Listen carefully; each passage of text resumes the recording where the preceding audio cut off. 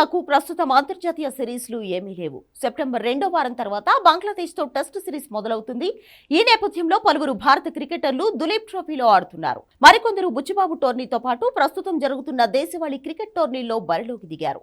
అయితే సీనియర్లు విరాట్ కోహ్లీ, రోహిత్ శర్మ, జస్ప్రీత్ బుమ్రా మాత్రం దులీప్ ట్రోఫీ ఆడడం లేదు.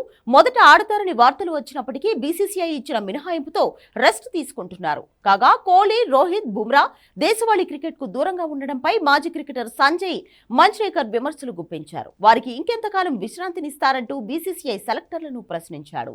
గతంలో వాళ్లాడిన అంతర్జాతీయ మ్యాచ్ గణాంకాలను వివరిస్తూ ఎంతో విశ్రాంతి లభించిందని చెప్పాడు.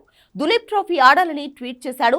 గత 5 ఏళ్లలో టీమిండియా 249 అంతర్జాతీయ మ్యాచ్లు ఆడితే వాటిలో రోహిత్ శర్మ 59%, కోహ్లీ 61% మ్యాచ్లు ఆడినట్లు చెప్పుకొచ్చారు. అలాగే బుమ్రా 34% మ్యాచ్లు ఆడాడని గుర్తు చేశారు. ఈ ముగ్గురు కూడా దులీప్ ట్రోఫీలో ఆడాల్సిందని చెప్పాడు.